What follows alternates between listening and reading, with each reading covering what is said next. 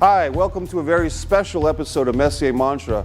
For the first time ever, we're using modern technologies to bring you a guest from another part of the country. I believe he's in Huntsville, Alabama today. He's a really cool guy. He's got a great, interesting story that really affects me personally in a lot of ways. Conrad Thompson, what's up, man? Hey, thanks for having me, man. How are you? I'm doing good, and this is really going to be fun. I want to thank our station manager, Cody Piexoto, who's brought us together here through the wonders of Skype technology, because Conrad, you're kind of an inspiration to a lot of guys doing things with media that's outside the standard, 1970s or 1980s way, just doing their own thing. And we'll get into that. But first, I want to talk about your mortgage work and how that can help people. Why don't you go ahead and tell us about it? Well, yeah, I appreciate that, man. I've been doing mortgages for 17 years now, and it's my first true love and passion. And we're able to help people become homeowners and give them an opportunity to get out of an apartment and into a house, and their family a backyard for a dog, and a front yard to play catch, and a chimney for Santa Claus, and everything in between. And we're really excited to be able to help people do that and sort of have the backdrop for their story, the stage for the story of their life. And we're routinely helping people who needed a second chance. So maybe if you had been turned down before, the bank said no, we can help you find a way to make it happen. And usually with no money down, and most of the time your mortgage payment is roughly what you've been paying in rent. And we can make that happen at hidefromrent.com. Hidefromrent.com. And it's important because a lot of times when people hear the word mortgage, it's an intimidating word. They might feel that it's above their head or they don't have enough money. And what you're saying to folks is it actually is something that they can do, and you just put the human spin on it. It's really about enriching their lives. And if they're in a situation where they're paying rent every month, that might be expensive and they don't have that ownership. It's kind of a blunt expression, but paying rent is kind of like, you're just kind of peeing your money away or pissing your money away, to be more blunt. And for you to be able to help people do that puts the human side on the mortgage industry. Yeah, that's exactly right. I mean, the reality is, I don't know any super successful, wealthy people who rent. And the way to do this is to get into a house, pay it off as quickly as possible. And then you really do have the peace of mind that you're really set. If you don't have any car payments or credit card debt or whatever, and you own your house free and clear, man, what a way to live. Being debt free is the way to make it happen, and not having to write a check every single month for those living expenses. And instead, now you've got an asset that actually appreciates, and it's worth more this year than it was last year, et cetera, et cetera. It's just, it's the way to be. And we make it fast and easy. And we do try to offer personal service, just as you've said, at hidefromrent.com. And that's great, because a lot of wrestling fans, like myself, we kind of extend our childhood a bit, because, going to wrestling conventions or live pro wrestling shows, investing money in action figures or wrestling tickets, it can kind of, to be honest, like anything else, like a Star Wars obsession, or, people that love the band Kiss, or anything that kind of has a cultish type of mentality to it, it can become overwhelming. And so sometimes, years and decades go by and you find yourself not really having settled down into a life of debt-free living. And so what you're offering really is important, especially I think for a lot of pro wrestling fans that are probably watching this special episode of Messier Mantra. Absolutely, man. I appreciate the opportunity to come on and talk with you about it a little bit today. Okay, great. So now let's segue into what people know you for. Obviously, much bigger exposure right now with Something Else to Wrestle with Bruce Pritchard, without a T, and Conrad Thompson on the WWE Network. It's really quite a fun show. It's usually about a 2-hour show, and this is kind of the video version of, I dare say, your most popular podcast among several popular podcasts, Something to Wrestle with Bruce Pritchard. And I've really been enjoying your show for about 2 years now. Why don't you tell us, but the thing is that one story leads to another, because I think your first podcast, was that with Ric Flair or Tony Schiavone, Conrad? Ric Flair. It was Woo Nation for Play.it, and then eventually we went independent with the Ric Flair show, and then Something to Wrestle with Bruce Pritchard, and then What Happened When with Tony Schiavone, and then 83 Weeks with Eric Bischoff, and now Something Else to Wrestle with Bruce Pritchard on the WWE Network. And a lot of people were kind of wondering how you got started with this. And I remember hearing a story that you told that you basically just sent an email to Tony Schiavone, and it was kind of like a one email close. Can you tell us about that a little bit? Yeah, we had already done a show together for Ric Flair's Woo Nation, and so I had Tony's number, and I saw Tony steal the show at the NWA Legends Fan Fest in Charlotte. So I sent him a text message and asked if I could have his email. I had an interesting idea I wanted to shoot to him. And then I sent him, a multi-paragraph presentation. And it wasn't just, hey, we should do a podcast. It was a real business plan of, here's what the strategy would be for us to monetize this and make money. And this is a revenue stream for both you and I. And I didn't realize it, but behind the scenes, the guy he worked with in the radio business had been telling him for weeks, man, you got to listen to this podcast with Bruce Pritchard and Conrad Thompson. And Tony mentioned, I think I did a show with Conrad for Ric Flair. And he's like, oh man, if you did the WCW version of what Bruce is doing, it would be huge. Well, that had been happening behind the scenes for a few weeks and I didn't realize it. So when I sent the email, it was just right time, right place. And after I put all this thought into my presentation, Tony replied with 2 words, I'm in. And that's got to feel good when you have that communication with someone whose work you respect and admire, and you've worked together a little bit, and now you're going all in, so to speak, for another adventure. That's great. Yeah, we're having fun with it, man. So Conrad, I've heard a lot of your shows, and most recently it was a fun episode of 83 Weeks with Eric Bischoff. And what was really interesting was towards the end of the show, Eric, surprised you with a special guest. You want to tell us about what happened with that? Yeah, we were talking about Dusty Rhodes, celebrating the life of Dusty Rhodes, and then all of a sudden, he started talking about a third man, and he introduced a third man on the show, and I'm sort of thinking it's going to be his son Garrett or something like that, but in fact, it was the biggest star in the history of the business, Hulk Hogan himself, doing a run-in on 83 Weeks, and we didn't promote it or advertise it because I wanted the fans to be just as shocked and awed as I was, and it was quite the experience for me as a fan to get to talk to Hulk Hogan. What was fun for me listening to it was just kind of, we went back to Conrad as a 12-year-old or a 15-year-old kid for a minute because we could hear the enthusiasm and the excitement of getting to speak with Hulk Hogan about Dusty Rhodes. And it's such an interesting business, and not only is professional wrestling industry interesting, but some of the modern technologies that could help and haunt people. And of course, with Hulk Hogan, we can't get away from the fact that right now he's kind of on the outs with WWE, but hopefully will be coming back, at least in my opinion. But you can see the other side of that where people are, hurt sensitivities or hurt from folks that were upset with what Hogan said in a very infamous situation with a lawsuit and everything. From my personal perspective, I kind of fear the day, Conrad, when all our privacy issues are up for grabs with, if we're always going to be on camera 24 hours a day and we can't say things even controversial or not the best things to say. But if we're always going to be videotaped 24 hours a day, what kind of civil liberties do we have anymore? No, you're exactly right. It is very much a gotcha society now. And with TMZ and social media, there's no real privacy any longer.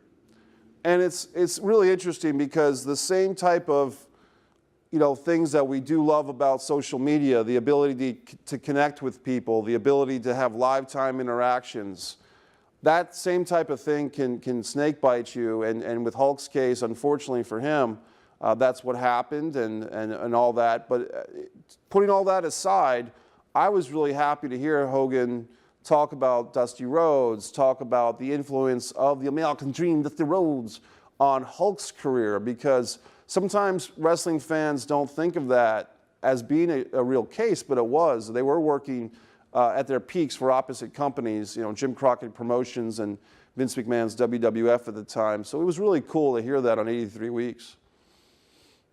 Thanks, man. I appreciate you checking it out. It comes out every Monday. 83weeks.com is your place to check it out, and hit the subscribe button. Leave us a review if you dig what Eric and I are putting together. One thing I like about your personal approach to your interviews, Conrad, is that you are really the advocate for the wrestling fan. You know, a lot of people like myself or other wrestling fans who maybe have had some interaction to various degrees with wrestlers, but we don't know necessarily how to get in touch with these guys. So when you're talking to Bruce Pritchard, who did the Brother Love character and also worked behind the scenes for the better part of, more than 20 years with WWE, and you're able to kind of press him on issues and really push for those hardcore answers, so to speak. For instance, the WWE ECW episode of both Something to Wrestle, the podcast, and the videocast version on the network, I thought that was really interesting because I could see your frustration that Bruce Pritchard didn't really have as much of an appreciation for the original ECW than, say, a Mike Messier or Conrad Thompson did, and you weren't shy about kind of pressing him on some issues. Yeah, I think that's what makes it fun. Every now and again I have to put on my interrogator hat, and we do a little cross-examination, and I think that adds another element to the show, and I enjoy it, and seemingly the audience does. Maybe Bruce not so much. It's interesting that something like WWE ECW, believe it or not, I actually did kind of like the first year of it. For those that don't know, the World Wrestling Entertainment in about the 2005, 2006 era decided to bring together a third brand, so to speak, and what they used was ECW, which was this Philadelphia-based promotion that the WWE had the video rights to. And long story short, they kind of dropped the ball with it, although you can see shades of WWE ECW even with NXT these days. If you really look hard enough, there is some lineage there or some shades of it. Yeah, it was a fun topic because we had talked about it before on the show already, but the idea that we got to do it on video, I think added another layer because people really got to see how dismissive Bruce was of it and how passionate I was about it. And I think it made for a fun show. Conrad, you've discussed that one of your most favorite live wrestling experiences as a fan was One Night Stand 2005, which I believe took place in New York. And so you attended that show as a fan. Can you tell us about that experience? Yeah, they announced they were bringing back, ECW for one night only. It was going to be called One Night Stand, and they're doing it at the Hammerstein Ballroom there in New York City. And around that announcement, the independents who weren't going to be involved in that show for whatever reason decided to put together Hardcore Homecoming. And I managed to snag front row seats for both shows. And then all the other promotions sort of saw that as an opportunity and piggybacked it. So CZW had a show, the IWA had a show, Ring of Honor had a show. So a friend of mine from Georgia and I loaded up and flew to the Northeast, and we managed to snag front row seats for 5 shows. It was my favorite, even to this day, my favorite professional wrestling experience because I was able to see 5 totally different shows. One of those shows, by the way, had the, dream match from Naylor, which was Samoa Joe and the Necro Butcher. So the idea that you got to see that, but you also got to see, Terry Funk and Sabu and Shane Douglas and the Dudley Boys and some of those guys at Hardcore Homecoming and or One Night Stand was just outstanding. And I just don't know that any wrestling experience I've ever had could hold a candle to that. And it's a shame that we don't get, the original unedited version of the show because they can't air all that music. But the Sandman's entrance at One Night Stand is just something to see, man. It's through the roof because he used the song Enter Sandman by Metallica. And so when you had the Sandman coming out to that song, that is tremendous. Sandman's a great guy. He's certainly the Sandman off camera and on camera. I was actually able to make a short film called My Sit Down with Sandman that'll be playing at the Somerville International Film Festival on July 14th. He's such a character, and that's one thing we can talk about, Conrad, is now that you're kind of working with the network and also just through your own podcasts, the amount of exposure or behind the scenes stuff with these pro wrestlers that you interact with, it certainly is interesting to go from, a fan watching TV and now you're interacting with these guys. What can you tell us about some of the shocking things you've seen or some of the eye-opening experiences you've had with the wrestlers as real-life people.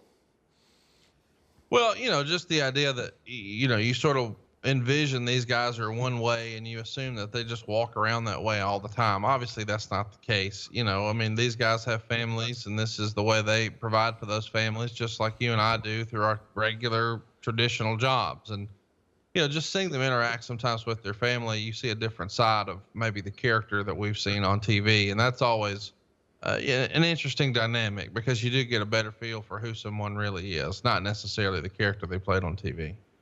And what's also, speaking of family, congratulations to yourself, because from what I understand, you'll be getting married yourself at some point this year. So congratulations on that, Conrad. Thank you very much. I appreciate it. And going back into the wrestling realm, have you ever gotten what they call heat, for something you've said or something a guest has said, where someone listening to this show, whether it's something to wrestle or something else to wrestle, has anyone really been offended by what's come up on the air, and that's been something you've had to deal with? I mean, there's been a couple of people who are pretty fired up at Tony or myself, but nobody really anywhere else. I know that Bruce may have had a falling out or two along the way, but by and large, my experience has been a good one. There's a couple of folks who maybe weren't really excited about something Tony and I did, but that's really it.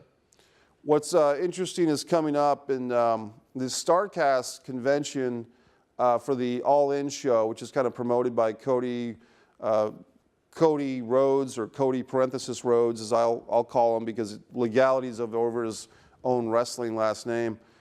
Some really interesting things going on with that. Can you tell us about what StarCast and All In are? All In is the biggest non-WWE show in 20 years, and it's self-promoted and self-funded by three guys who had a vision and believed in themselves, the Young Bucks and, of course, Cody Rhodes, as you mentioned. And they were able to lock down an arena in the suburbs of Chicago, Sears Center, and with a lot of faith, they came out of their own pocket and announced tickets, and ta-da, they sold that thing out in less than a half hour. And along the way, I pitched Cody on, hey, we should have a convention that is sort of piggybacking All In, much like WrestleCon or Access piggyback WrestleMania. This could be your thing. And if you did it with me, I wouldn't run wrestling. I just want to do a wrestling podcast convention. And he sort of thought like everybody else, what the hell is that?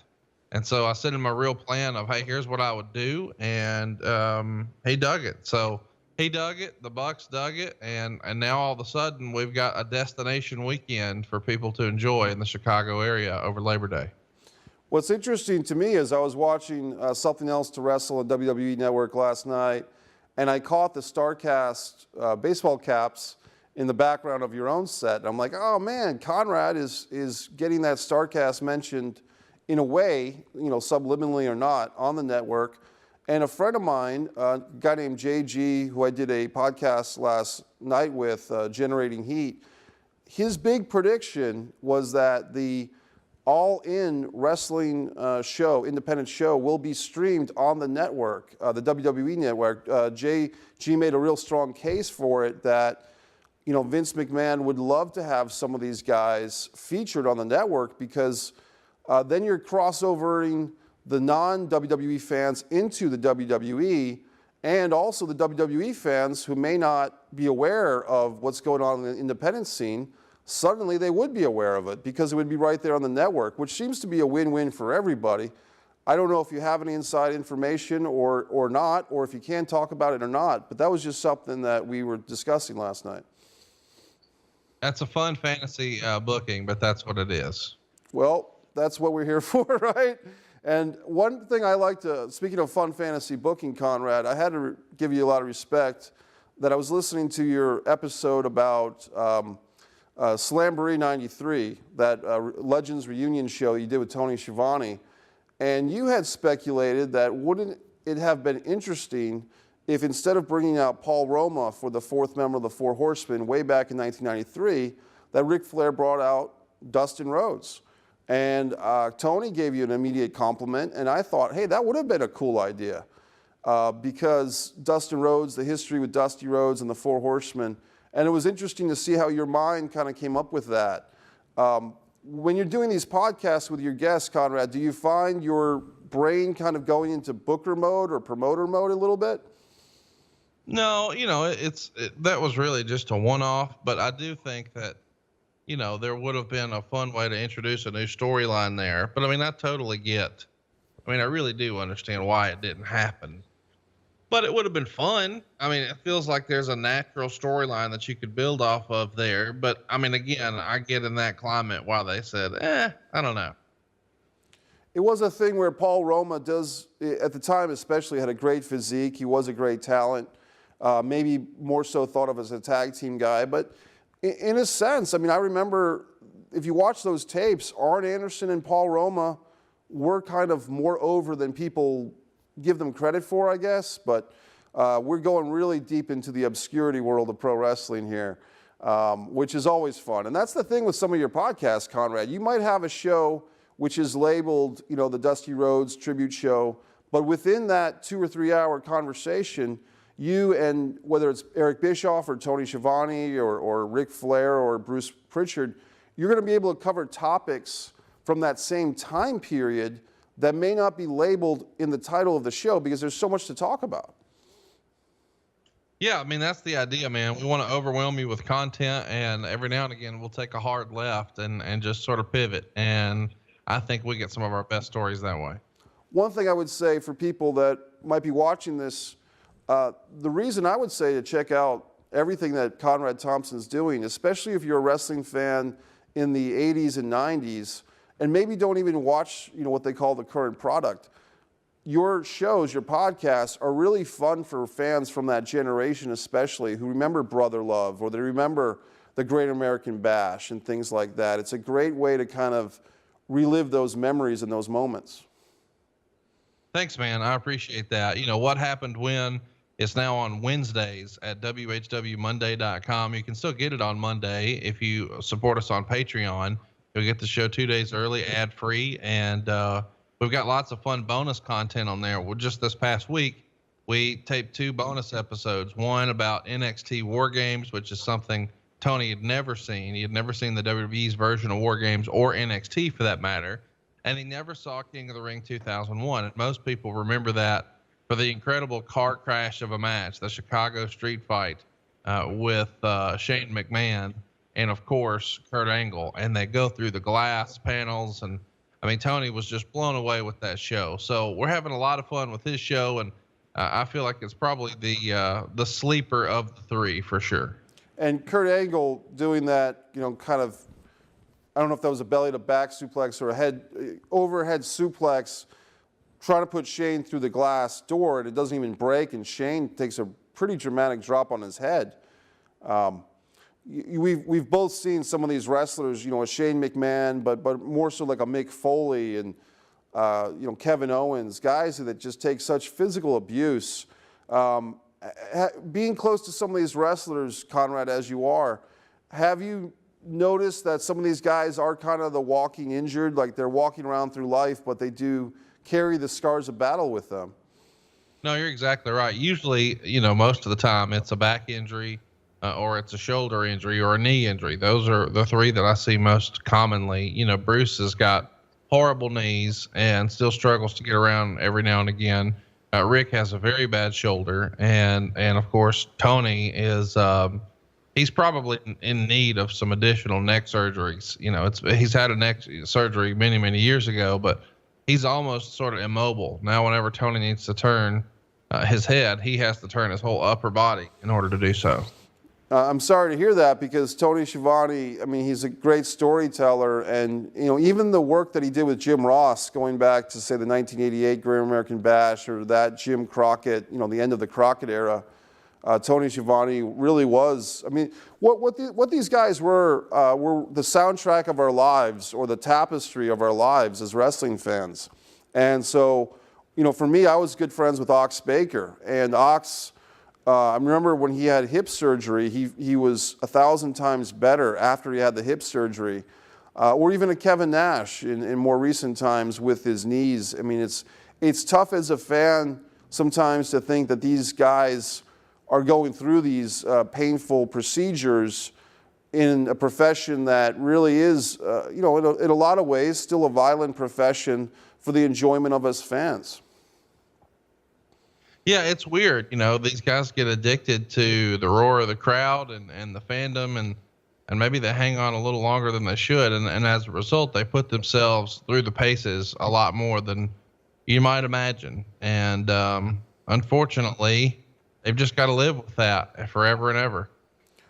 One big thing that we should mention is that this past week, as we're taping this in late June of 2018, Conrad, the wrestling world mourned the death of Big Van Vader, the baby bull Leon White. I was a huge fan. Were you a big fan of Vader, Conrad? Oh, a huge fan, man. I was a big fan before I sort of got out of wrestling, but when I got back into wrestling, he had jumped over to the WWF, and I just had a lot of hope for him and his series with Shawn Michaels, or what I hoped would be a series with Shawn Michaels. I still think their match at SummerSlam 96 is, a really great match, and it could have been something obviously much bigger with Survivor Series and Royal Rumble sort of rounding out the trilogy. At least that was the original plan we've all heard about. But going back to WCW, I think he's probably the best big man in the history of the business. His stuff he did with Cactus Jack made Cactus. His stuff he did with Sting really made Sting a credible champion and got him over in a way maybe he hadn't before. And I think, he is partially responsible for the resurgence of Ric Flair. Rick was obviously doing well in 93, but for him to step in as a backup plan for Sid at Starrcade and then have maybe the best storytelling in a match ever. I mean, just what a great job they did telling that story that, Rick was putting his life on the line, stepping in here, and he was really rolling the dice to be in there with Vader. It was something to see, man. And they had that whole Mean Gene Okerlund in the limousine with Ric Flair going, I believe it was to Charlotte. I don't think it was to Greensboro, but going to Charlotte to wrestle in the Charlotte Arena, I believe. Flair versus Vader at Starrcade 93, and Rick getting a busted tooth and having to fight, with a bloodied mouth. And Vader, as a fan, although we know, kind of the deal with pro wrestling, when you see a guy like Vader who wrestled, you could say stiff or snug, it was very believable that this was a guy you did not want to mess with. Right. I would agree. What is your earliest pro wrestling memory, Conrad? I know that Hulk Hogan was your early favorite, and then you became a big Ric Flair fan and Stone Cold Steve Austin, The Rock. But do you remember the first time that you were a little kid and you clicked on the TV and there was wrestling? Do you have that memory? WrestleMania 4 double tape VHS set, the summer of 1988. I believe I heard you tell that story. Your family was back when we had VHS rental stores, and they came across a WrestleMania 4 tape, and they said, hey, little Conrad, why don't you take this for the weekend? And what did you think? What do you think of that show then as compared to now? Have your views on it changed, or do you still love it? No, it sucks. It was awesome back then. But yeah, as a kid, it was the deal. It was for those that don't know, it was an elaborate 16-man or 14-man tournament, and they had the Andre Hogan they got a second round bye and a big Shabazz finish and Macho Man getting the belt. The highlight of that show is probably just the Macho Man's performance, wrestling 4 times in the course of a day, always having a different costume with the lovely Elizabeth in different outfits for each match. So that's a pretty strong memory, but like you said, looking back at it now, that 20-man battle royal and some of those, Magnificent Morocco versus Ted DiBiase matches maybe don't live up to, say, Kenny Omega versus Okada, at some show in Japan. You know what I mean? Absolutely. Speaking of the international scene, the WWE continues to do things like NXT in Europe now.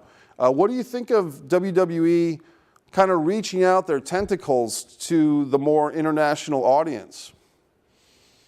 I mean, I think it's great. I think it's cool that WWE has finally embraced being more of a global brand, and they've certainly stretched out to where they did, that special on the network from Japan, and obviously they've done a lot of stuff in England, and I'm really encouraged for what the future of wrestling looks like. It looks like we've got a whole new WWE from maybe what we had a few years ago. Just this past week, I saw that they had the New Day and the Young Bucks and Kenny Omega kind of having this video game exhibition, so to speak. And it was really interesting that you had WWE talent and non-WWE talent, although they weren't competing in a physical wrestling match. They were competing at least for, mic work and crowd approval. What did you think of that situation? I thought it was great, man. I thought it was really exciting that we were able to see something that we never thought we would see. And that's the WWE sort of working with someone who's really, really over that they don't actually own. I thought that was just a tremendous deal. It does seem like perhaps with the Triple H or Stephanie McMahon rising to prominence, and maybe even Vince McMahon, because he's smart. I mean, Vince McMahon, I was telling JG last night on Generating Heat that Beyond the Mat, that 1997 film, there's actually an alternate commentary with Terry Funk and Mick Foley. And at one point, they're watching some international wrestling during the Beyond the Mat, and Mick Foley makes mention that Vince McMahon really wasn't into the hardcore stuff that was going on in Japan at the time. And Terry Funk somewhere made a comment that he said something to the effect of, well, Mick, that Vince McMahon wants to make $1 on every single wrestling match there is. If there's a wrestling match in a high school gym somewhere, he wants to make $1 off of it. So my point in telling that story with my very wobbly Terry Funk impersonation is that if there is a wrestling match going on somewhere in the world, if there's a ring with ropes, Vince McMahon does see the business in that. Absolutely. And he wants wrestling to be his thing, much like, if you and I were to want to go blow our nose, we would say, hey, do you have a Kleenex? Or if we had a cut on our hand, we would say, hey, I need a Band-Aid. And if we were to sit down at lunch, you might say, hey, I'll take a Coke. We have sort of replaced those words, and the UFC's done a great job of this. Like, nobody says MMA in the mainstream. They say, oh, he's doing that ultimate fighting. And that's what he's trying to do, is any sort of wrestling should be WWE. That's a good point. And I know that when you guys, meaning you and Bruce, went to the network, and that wasn't that long ago. That was just 3 or 4 months ago. But I remember, Conrad, that there was some concern from hardcore something to wrestle fans like myself that going to the network for something else to wrestle, would Bruce and Conrad be compromised a little bit? Would the content of their show be compromised?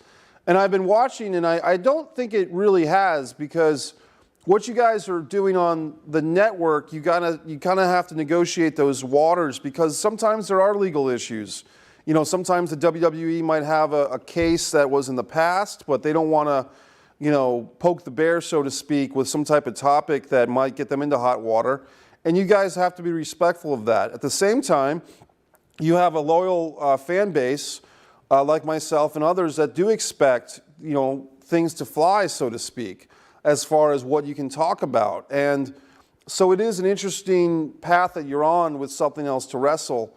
A good friend of mine, Tommy DiNucci, prefers something else to wrestle because he likes seeing you guys in the studio. He likes seeing the clips brought into it. I might prefer the original podcast version just because the visuals I already have in my memory bank. You know what I mean? Like I know all the matches you guys are talking about. So is there anything you want to say about, working with the network, or how it's been kind of a new thing for you, or informational? Anything you want to say about that? No, listen, I dig the show. I think one of the fun things about the show is we're able to show things that really have never been shown before. You go back and you look at, say, our $1 Million Man episode, and you've got behind the scenes footage of them inside the jewelry store that nobody would have ever had a real reason to see. And the same thing with the Piper episode, getting to see him at the building at WrestleMania 19 or whatever it was. The idea that we had some of these behind the scene nuggets that we never really thought they'd have a reason to show. And they did the same thing with AJ Styles, unaired promos from 2001 when he had tryout matches, and Kenny Omega in developmental, and lots of little nuggets like that, Easter eggs, if you will, that really they don't have another reason to show. And I think that's part of the charm of the show. It was cool to see in that $1 Million Man episode how the jeweler is making that belt, and he was actually thinking, the jeweler making the $1 Million Man belt, he was thinking it was going to be like an Elvis type of belt with a prominent belt buckle, but you guys were like, no, or Bruce Pritchard's like, no, this piece that you think is a centerpiece, that's got to go on the back because we want a championship belt for wrestling. And so that type of thing, you're right, is best illustrated with video.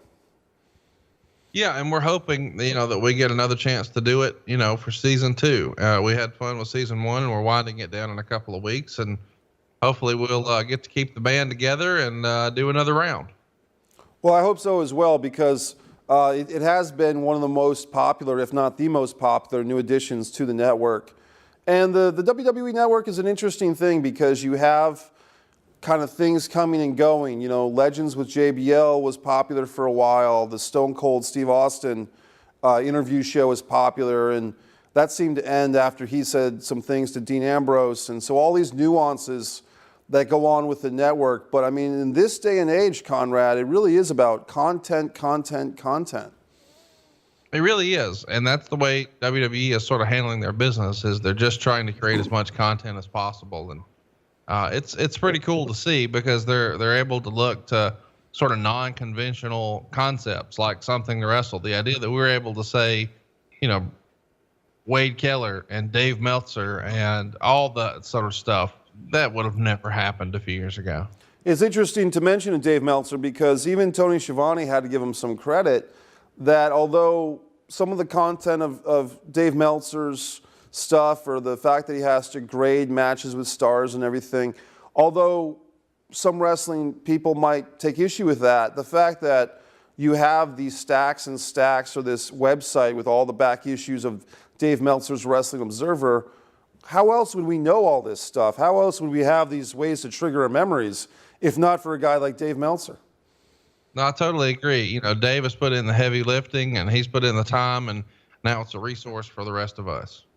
I would love to ask you about this, is that with kind of being in a position you're at now, Conrad, that in a relatively short time, 3 or 4 or 5 years, you've gone from, a fan who collected a lot of nostalgia, but now you're a wrestling personality. And what I really enjoy is that you kind of created a niche, or maybe not created it, but you really made the Conrad Thompson style of interview, which is you're getting the most information you can out of these personalities, the Tony Schiavones, the Eric Bischoffs, the Bruce Pritchards, but sometimes their memories lag a little bit. And as you said yourself, it's not always a way of kind of getting one over on the fans or having selective memory, but sometimes they legitimately just don't remember stuff, which when you're that person on the public stage, how are you supposed to remember every little nuance and detail of what you've done? But of course, us wrestling fans do want to have those gotchas on these guys. That's interesting to me. It is, but realistically, if I was to ask you, hey, what did you do 17 years ago on this date? I mean, that's really, really hard to sort of recall. And some of those guys are better at sort of freestyling. Well, here's what I think I was doing. And other guys just like, I don't remember. And it's the idea that you can sort of push and I don't remember into a little detail here or there and sort of jog their memory that is really what we're looking for. It's interesting that, as wrestling fans, we're all sort of trying to chase that little extra thing we don't know. We might think we know it all, but we always want that extra nugget of information. And, I do another wrestling podcast, which is hashtag What Have They Done to Our Sport? And, my co-host Cole Scharf was really, we're both kind of interested in a guy that's helped us out, meaning Cole, Vince Russo, who you've actually spoken well about yourself, but someone like Eric Bischoff may not feel so fondly about Vince Russo, and those guys are the ones that actually had to work together. When you do certain theme episodes on a particular wrestler or wrestling personality, whether it's a Vince Russo or anybody else, do you ever feel that it would be a good follow-up show to have a Vince Russo come on and speak with you and Eric, or try to bridge that gap, or is that just something that's not really in the works? Not in the works. We don't do guests on our shows. The whole Hulk Hogan thing was a one-off. It was an accident. It wasn't supposed to happen, but we're not planning to do a 3-man show or even an episode anytime soon. Now, but when you do live events, you've been known to have surprise live events. I remember that there was I believe at the Barclays Center, you guys did something a couple of months ago, right after an NBA basketball game. Is that correct? Yeah, that's right. We've done one for hockey and we've done one for basketball. You know, we did a show right after an NHL game in Florida for the Panthers, and then right after a Nets game in Brooklyn for the Nets. So, yeah, we were excited to do those, and hopefully we have opportunities like that in the next year as well. I think you're coming back to the Boston area in October, I believe, correct? That's right. We'll be there on the 21st. What can people expect, Conrad, when they come to a live, show with Conrad Thompson, whether it's with Eric Bischoff or Bruce Pritchard or even Tony Schiavone? I know it's expect the unexpected, but what's the general thing for those that have never been to a live event like this before? We tell the stories that we can't tell on the podcast, mostly about sex, drugs, and rock and roll. We do have visual aids there as well, and we sort of turn the tables on whoever the co-host is for me, and I allow the fans to sort of take my spot and ask questions. And at the end, we usually have some sort of a special guest run in. We don't usually advertise those names, but we'll have a third person join us, and we'll sort of beat them up a little bit and allow them the opportunity to tell some stories, and then the fans get a chance to ask them some questions as well. It's a super fast 2 hours. Time really flies when we're doing those. Conrad, this is a great interview we're having. Is there any pro wrestlers on the independent scene or the international scene that you'd like to make note of as, hey, this is the guy or this is the woman's wrestler to take note of? Is there anyone, beyond the Kenny Omegas or people like that we all know about, is there anyone kind of up and coming or maybe a new NXT signee that you'd like to send a shout out to that the wrestling fans can kind of look into as a new talent? Well, you really put me on the spot there. I probably need to think about that a little more. I know behind the scenes, I'm a huge fan of Matt Riddle. It's unfortunate that we don't see him on TV more than we actually get an opportunity to. I think anytime Teddy Hart's on TV, I wonder how long this will last. I saw him on MLW and over the weekend, and I thought, well, this is something I wasn't expecting. And I'm looking forward to MLW coming back and bringing back the Hart Foundation, because I grew up on the Hart Foundation, and the idea that we get more of that is intriguing. So they're putting together Davey Boy Jr. and Brian Pillman II and Teddy Hart for the new Hart Foundation. Something about that seems really, really interesting to me.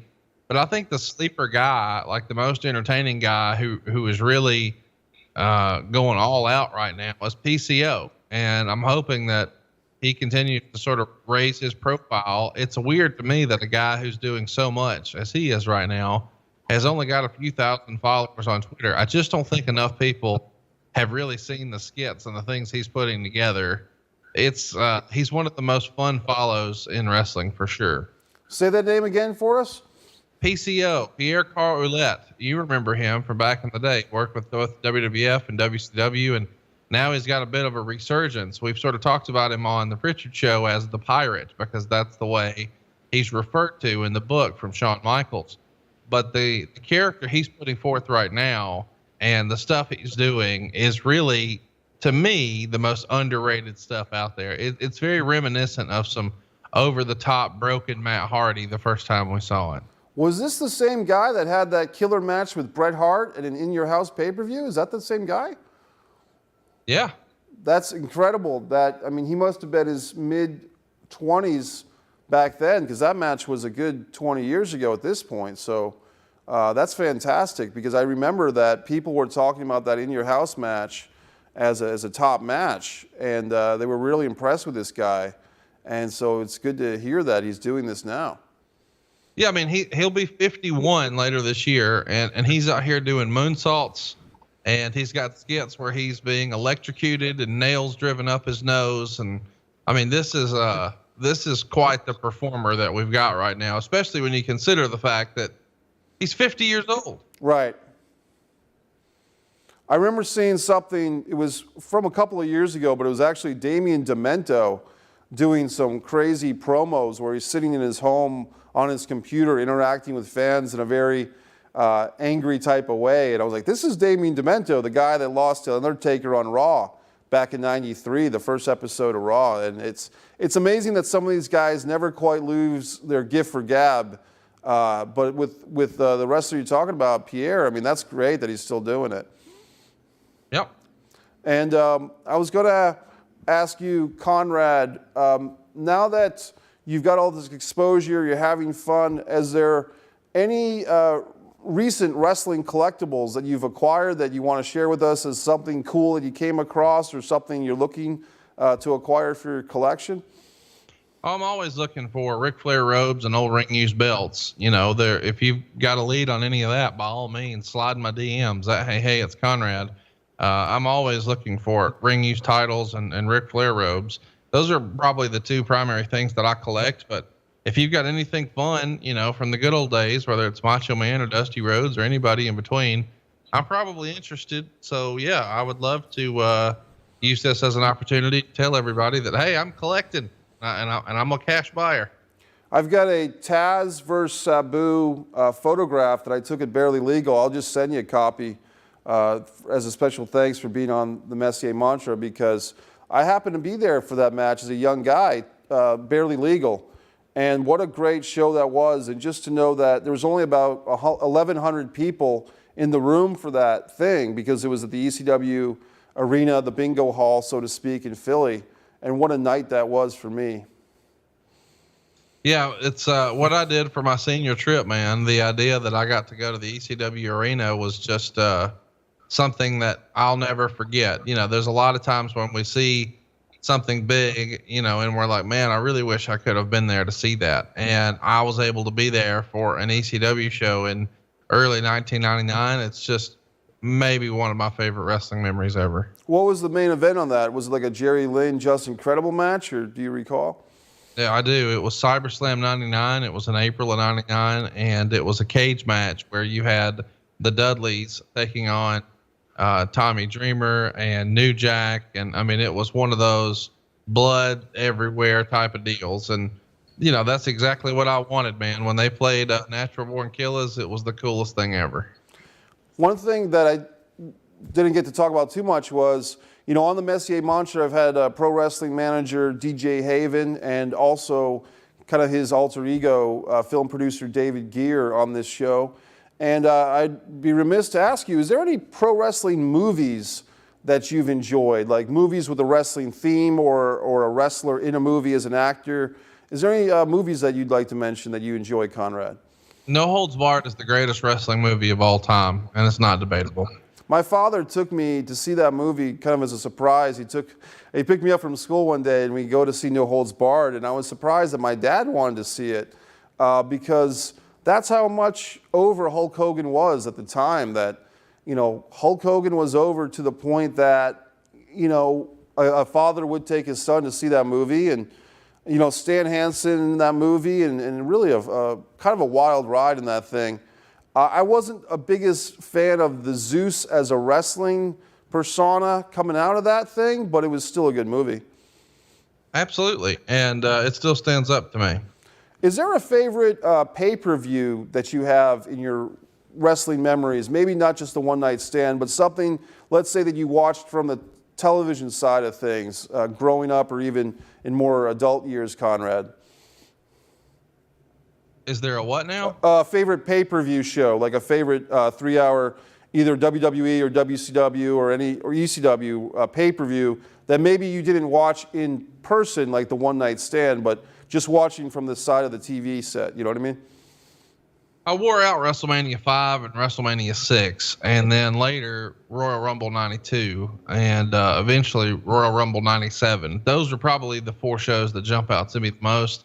And I really enjoyed SummerSlam 1992, where you had, not 1992, but 1990 as well, when you had Earthquake and Hulk Hogan, and you had Rick Rude and the Ultimate Warrior in a steel cage. That was great stuff.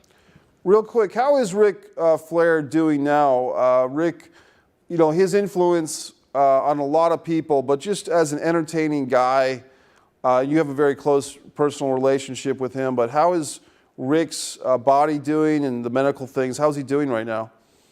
He's great, man. We've had a lot of good luck with him in recent months, and he's great. He couldn't be better. Well, I'm glad to hear that, because a couple years ago, people were worried about him. He had some medical stuff, and I actually felt that Rick was going to be okay, because this is a guy who lived through a plane crash and all these different things. So I'm glad to hear that. At this time, I want to ask you, we got about a minute left, and I'm putting you on the spot again, but Messier Mantra is not complete without the guest sharing a personal mantra, motivation, a quote. Is there a mantra from Conrad Thompson on this special episode of Messier Mantra? Well, I'll tell you, when I was a young guy, I asked a very successful man, hey, what can I do to wind up where you are? And he thought for a minute and he said, before you make any major decision, ask yourself two things. Number one, what's the worst thing that could happen if I did it? And number two, if that happened, could I live with it? And then act accordingly. And I've been able to do that through my entire career and just adult life. It has really helped me sort of make the right decisions. So I guess that's probably it. Ask yourself, whenever you're on the fence about something, should I or shouldn't I? Well, A, what's the worst thing that could happen? And B, if it does, can I live with it? Then you mitigate the risk and you really put in perspective whether or not this is a big deal and something you should be stressing out about to begin with. So that's probably it. It served me well in business and in my personal life, so I would recommend it. Conrad Thompson, this has been a pleasure. Thanks again to our station manager, Cody Piexto, for putting together the technologies of Skype. Conrad Thompson, hey, it's Conrad. Thank you for your work with the pro wrestling world, and best to you in your life and marriage this coming year. Congratulations. Thanks, man. I appreciate the opportunity to come on and talk a little wrestling with you. Thank you. Thanks for watching this episode of Messier Mantra.